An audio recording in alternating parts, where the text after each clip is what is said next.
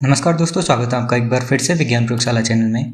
आज की वीडियो में हम बात करेंगे उपसर्ग किसे कहते हैं।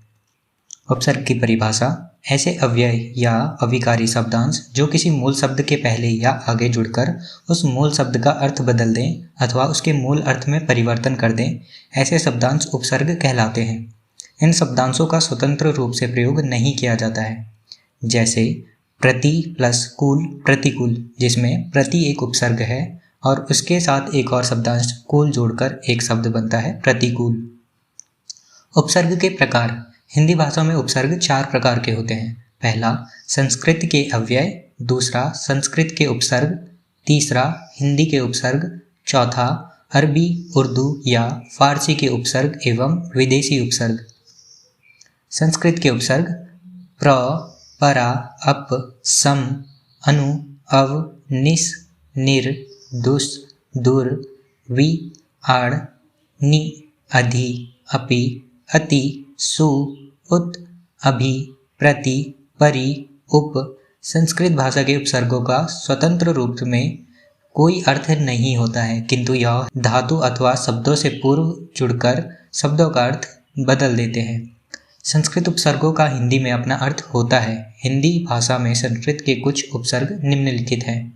संस्कृत के उपसर्ग, जैसे यहाँ पर एक टेबल में दिया गया है। उपसर्ग, उपसर्ग का अर्थ और उपसर्ग के उदाहरण, जैसे अप का अर्थ होता है बुरा या हीन, अपमान, अपकार और अपयश, इसके उदाहरण हैं। उसी के समान एक अव, अति, अधि, अभि, अनु, उत, निर, नि, वि। यहाँ पर काफ़ी सारे उपसर्ग दिए गए हैं जिनमें उनका अर्थ उनके सामने लिखा गया है और उसके सामने उनका उदाहरण लिखा गया है। जैसे एक उदाहरण देख लेते हैं। यहाँ पर वि, जिसका अर्थ होता है विशेष या अभाव, और उसका उदाहरण है विज्ञान, विमुख या विशुद्ध। आप इस टेबल में देख सकते हैं। आपको जो उपसर्ग देखना होगा या उसका अर्थ जानना होगा और उसके उदाहरण सहित आप यहाँ पर देख सकते हैं। एक नोट: कभी कभी एक ही शब्द में 2 या 2 से अधिक उपसर्ग प्रयुक्त होकर शब्द बना सकते हैं, जैसे प्र और उत दोनों ही उपसर्ग हैं। इन दोनों का एक ही साथ उपयोग करने पर इसका एक शब्द बनता है प्रत्युत्तर। उसी के समान प्रति, उप और कार, इससे एक शब्द बनता है प्रत्युपकार। हिंदी के उपसर्ग, यहाँ एक टेबल में आपको दिए गए हैं हिंदी के उपसर्ग, उनका अर्थ और उपसर्गों के उदाहरण। जैसे अ एक उपसर्ग है, उसका अर्थ होता है अभाव, कमी या निषेध, और उसके उदाहरण हम देख सकते हैं अचेत, अभाव, अमान्य या असमान।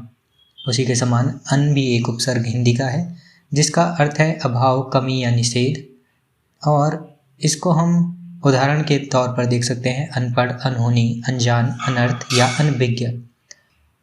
अरबी, उर्दू, फारसी के उपसर्ग एवं अन्य विदेशी उपसर्ग। यहाँ इस टेबल में आपको 3 कॉलम दिखाई दे रहे होंगे। पहले में उपसर्ग है, दूसरा उपसर्ग का अर्थ है और तीसरे में उपसर्ग के उदाहरण। जैसे 1-2 उदाहरण देख लेते हैं हम। जैसे एन एक उपसर्ग है जिसका अर्थ है ठीक, और उस उपसर्ग का उदाहरण है एन वक्त। दूसरा कम यानी कि थोड़ा, और उसका उदाहरण हो जाएगा कमजोर, कम वक्त या कम अक्ल। तीसरा खुश, खुश का मतलब होता है अच्छा, और उपसर्ग के उदाहरण देख सकते हैं खुश मिजाज, खुशनुमा या खुशबू। हिंदी भाषा में प्रयोग होने वाले अंग्रेजी के कुछ उपसर्ग, जैसे हेड का अर्थ होता है मुख्य, और उपसर्ग का उदाहरण है हेड कांस्टेबल या हेड मास्टर, या और भी हो सकते हैं। एक और है चीफ, चीफ का अर्थ होता है मुख्य, और उपसर्ग के उदाहरण chief minister, chief secretary, chief director, chief executive, chief editor. और एक और देख लेते हैं सब, सब का अर्थ है अधीन, जैसे उदाहरण सब इंस्पेक्टर या सब जज। बाकी यहाँ पर दिए गए हैं, आप इनको देख सकते हैं, आप पढ़ सकते हैं। संस्कृत के अव्यय, संस्कृत के कुछ अव्ययों का उपसर्ग की तरह प्रयोग किया जाता है। हिंदी भाषा में प्रयोग होने वाले अंग्रेजी के कुछ उपसर्ग। संस्कृत के अव्यय, अर्थ, उदाहरण शब्द यहाँ एक टेबल में दिए गए हैं। जैसे 1-2 उदाहरण हम देख लेते हैं। अ का अर्थ होता है विपरीत, उसका उदाहरण शब्द है असत्य, अधर्म, अज्ञात, अदृश्य, अस्पष्ट। दूसरा देख लेते हैं अध, अध का अर्थ होता है नीचे, और उदाहरण शब्द है अधोगति, अधोमुखी, अधोपतन। उसी के समान एक चिर भी संस्कृत का अव्यय है जिसका अर्थ है बहुत समय, और उदाहरण शब्द हैं चिरंजीवी, चिरकाल, चिरायु। आप इस टेबल में अन्य भी देख सकते हैं और विस्तार में जान सकते हैं कि क्या कौन कौन से संस्कृत के अव्यय हैं और उनका अर्थ क्या है और उनके उदाहरण शब्द क्या हैं। तो आज की वीडियो में बस इतना ही। आशा करता हूँ आपको वीडियो पसंद आई होगी। आपको वीडियो पसंद आई हो तो आप लाइक कीजिए, हमारे चैनल को सब्सक्राइब कर लीजिए और ये वीडियो अपने दोस्तों के साथ शेयर करें ताकि वे भी जान सकें कि उपसर्ग किसे कहते हैं। और आप यही लेक्चर एक PDF के फॉर्म में चाहते हैं तो डिस्क्रिप्शन में दी गई लिंक पर जाकर आप विजिट कर सकते हैं।